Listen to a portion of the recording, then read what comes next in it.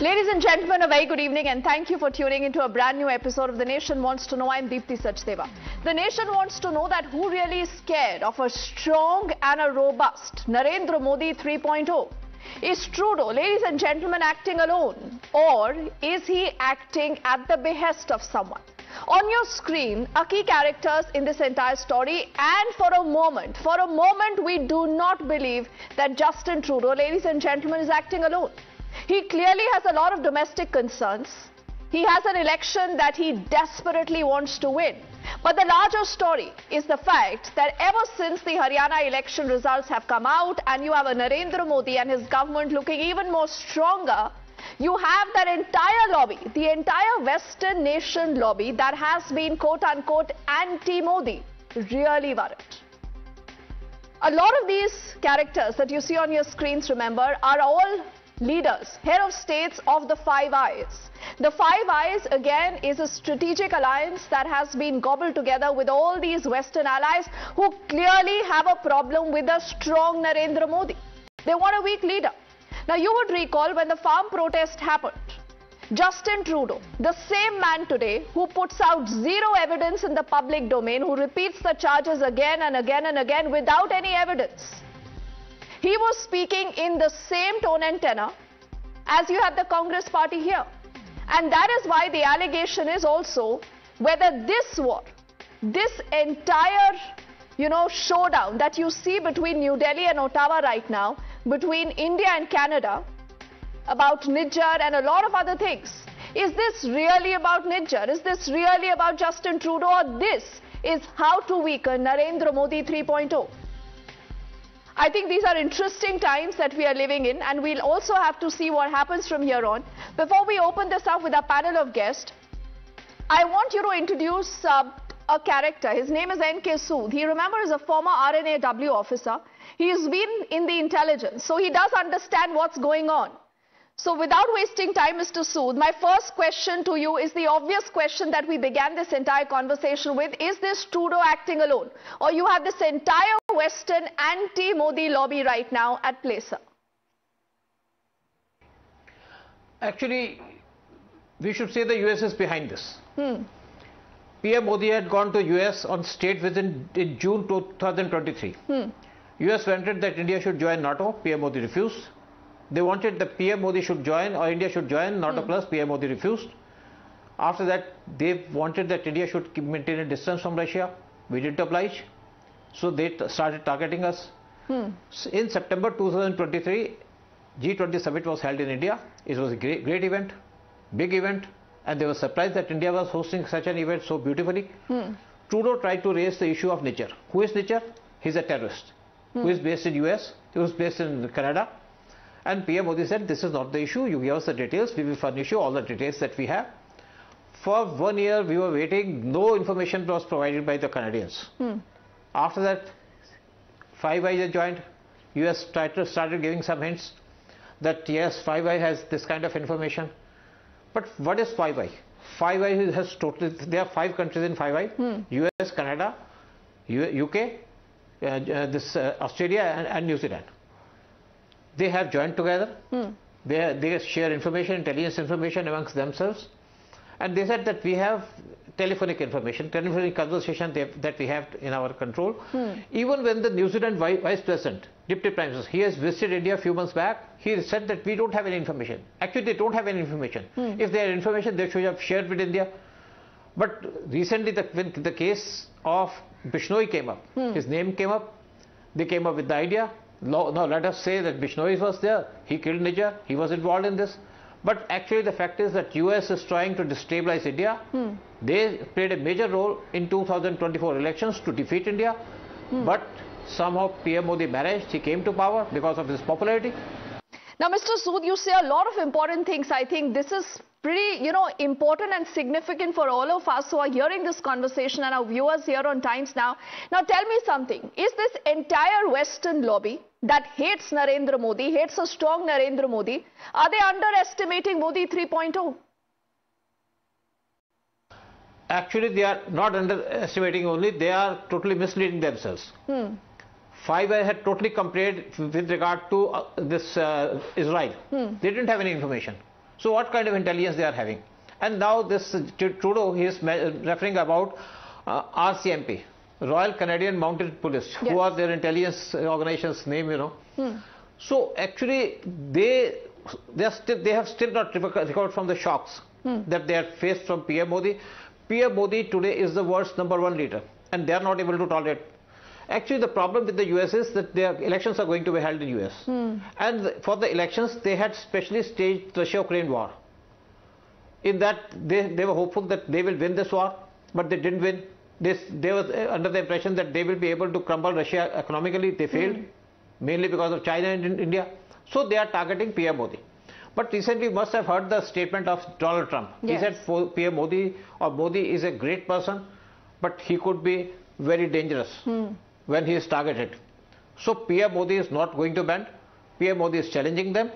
If they have taken certain actions against Indian diplomats, few months back they had given the name of Ross officer was posted in Canada, and their PM exposed him.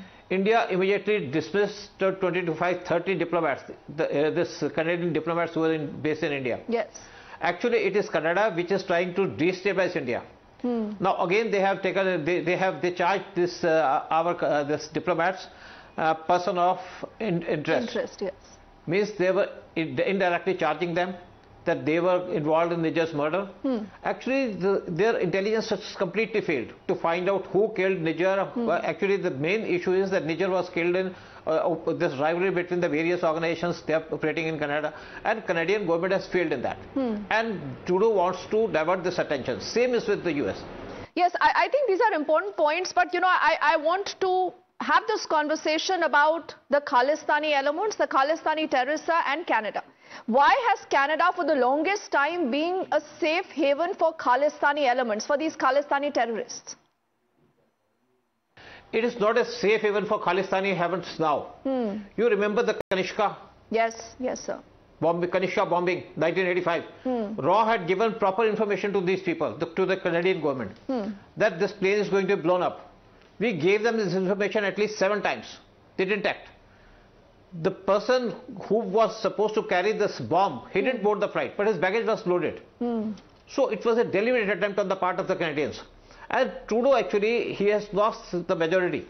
And the Khalistanis, they are not supporting him. So he is playing the dead game. Means he is playing a game, last ditch effort to remain in power. And he is trying to divert the attention of the people from the local issues to India and targeting India. He doesn't have any other option. But he is not going to succeed in this because it is not somebody else, but it is PM Modi who is sitting in India. And as Trump said, that PM Modi could be very dangerous when he is targeted. So we are targeting them, and especially we have recalled our High Commissioner from Canada. I think those are fascinating points that Mr. N.K. Sood has shared with us. As always, a pleasure speaking to you, sir. Someone who's worked with the RNW, clearly understands the nuances, the larger polity. I thank you for your time, sir, here on Times Now.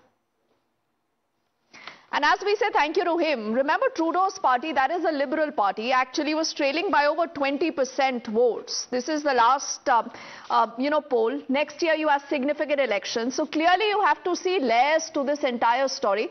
Let's say good evening to Arasin Singh Saab, who's a noted author. He also has a very strong opinion on the internal security also of the country. Abhijit Chavra is a known geopolitical analyst. Abhijit, it's a pleasure to have you on the show.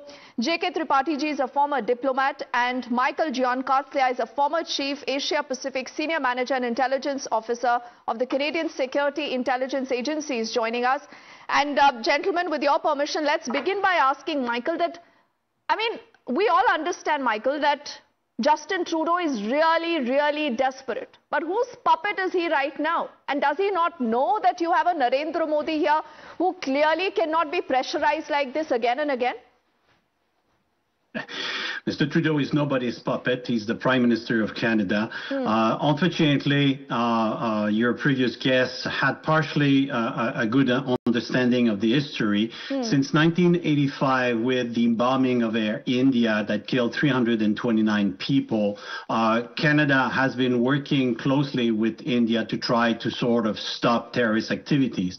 The fact of the matter is that India is not necessarily put in isolation or anything like this, but there's definitely an observation that the government of Mr. Modi has moved much more on the right side, on the nationalist side. Its transnational repression operations go far beyond Canada. The U.S. currently are detaining an Indian nationals who have been confessing to an undercover FBI agent that he wanted 5 assassinations to take place, and 3 of them were going to take place in Canada. Do we have evidence? Michael, do we have evidence to that effect? You know, India for the longest time, and Abhijit, you would agree, they've been saying provide evidence.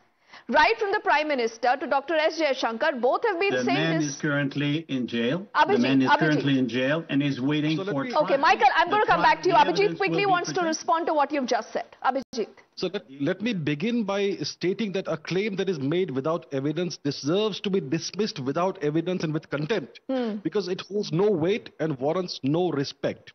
That's point number one. These people are making allegations without any evidence whatsoever. Now let's throw a little bit of light on what the Five Eyes is and how it operates. Because the Five Eyes is the coalition of the tightest coalition of the Anglosphere, the US and 4 of its closest allies. Yes. Now, all of these allies are essentially puppets or vassals of the US. Whether it's the UK, ever since Tony Blair came to power, a complete puppet of the US. Australia is like a US-owned corporation. New Zealand, let's not even talk about it. And the same goes for Canada. So all these nations are essentially US puppets, and their policies, internal, external, foreign policy, etc., are merely extensions of US policy. So what's happening here is not actually between India and Canada. It's an extension of what's been happening since 2020. When the Democrats came to power, and they have been going after Mr. Modi and after India. And by throwing the kitchen sink at Canada, an irrelevant nation, a geopolitically insignificant nation, India has thrown down the gauntlet to the US and told them that we will not allow you to cross our red lines. And our esteemed guest can agree or disagree. He thinks that Mr. Trudeau is a man of great import because he's the Prime Minister of Canada. The truth is he's a nobody, and Canada is an insignificant nation. Okay. I think that's a loaded comment that's coming from Abhijit. And you know, Michael, just a little fact of information before RSN Singh and JK Tripathi ji come in here. You spoke about the Kanishka bombing. You know, it'll serve you well to remember that there were 329 people on board who died, out of which 24 were Indians, but 268 Canadians. Khalistan was behind this. What are you doing by supporting these elements today is a question that you will be also asked domestically. Is that not a point, RSN Singh Saab? And what do you believe is at the crux of this? No, if firstly, I'm not only sitting here in capacity of an author, but also who has rendered his services in RAW. So I know the framework in which to analyze matters. If you ask me the crust is regime change. That's one word, key word, regime change. And all that you have been, you have seen in the last 3-4 years, it was all part of the regime change. Yes, absolutely right.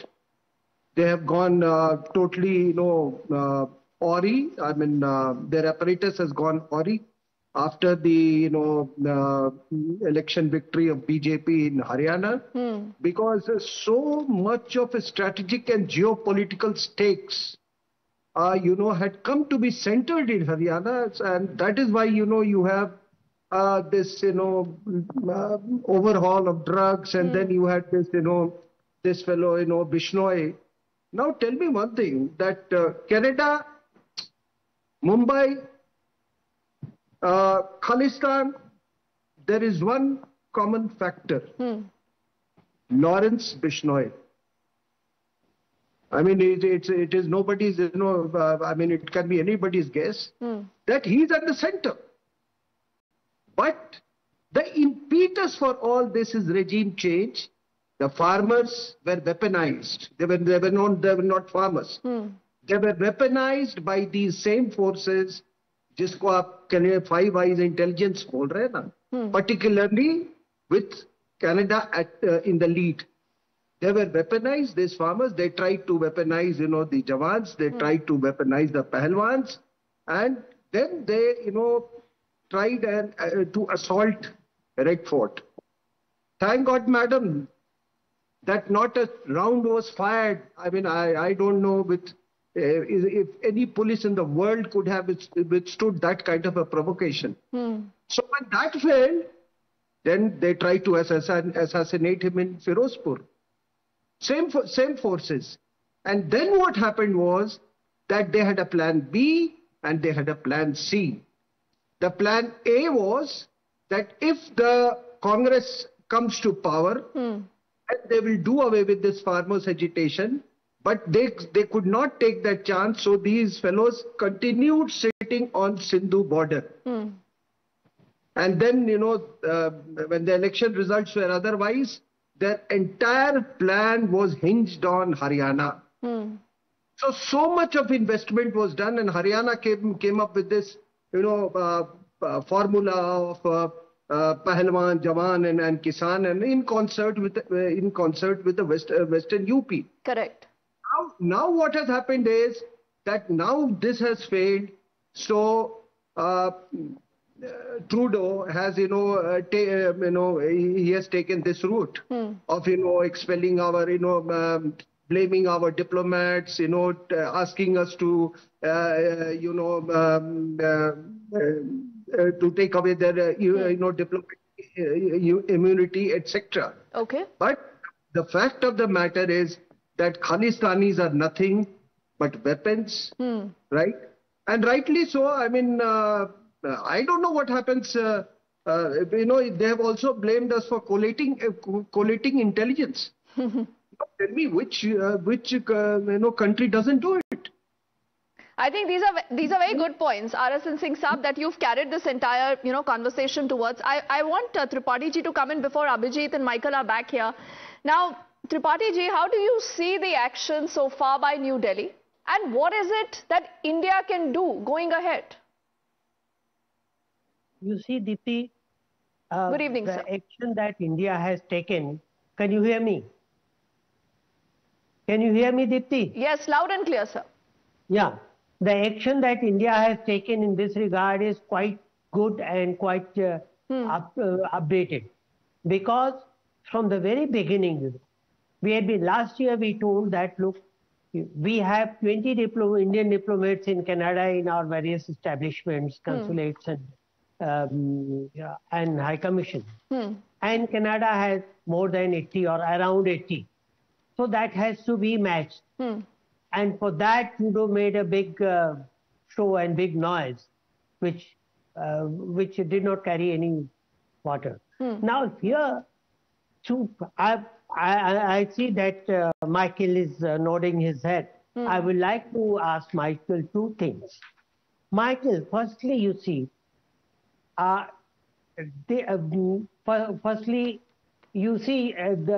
your penal code, Canadian Penal Code, the section 432 of it says that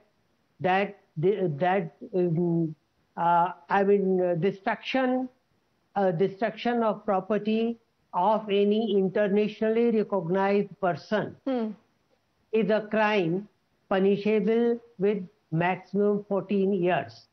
Right?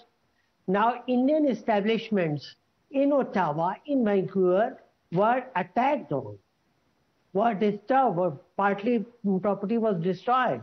But Canadian government did not do anything. Yes, and right. You might say that where was the proof? Khalistani elements themselves took the responsibility, claimed the responsibility, and put up the posters. Yes. Where was your Canadian? And they celebrated, sir, the assassination of Indira Gandhi. Yes. All that also happened. Michael, you want to respond to that quickly? Oh, very quickly, very indeed. And I'm glad that you bring the element on the criminal element. Just like in India, you must prove without any reasonable doubt before you condemn somebody. At least that is the basic of the rule of law. And this is exactly the same thing in Canada. But India has claimed that many individuals are terrorists or murderers that we are keeping in Canada. Why didn't we never had any extradition process? We do have an agreement between the two countries. You could extradite somebody if you come and present your evidence to a court of law in Canada. It's never been the case. Now, does Canada has a certain sort of examination to do about how they did and did not enough? No, for you, these Khalistani elements are not terrorists. I see all hands going up. Tripathi ji first, then RSN. I'm not saying they're not terrorists. I'm not saying that. Then why do you shield them? Why do you shield them, Michael? Why does your heart bleed for them? Michael, three things. Yes, Tripathi ji. If you could let me go on. Three things. First, in case of defacement of the Indian property of Indian consulates, what proof do you need when the person who is accused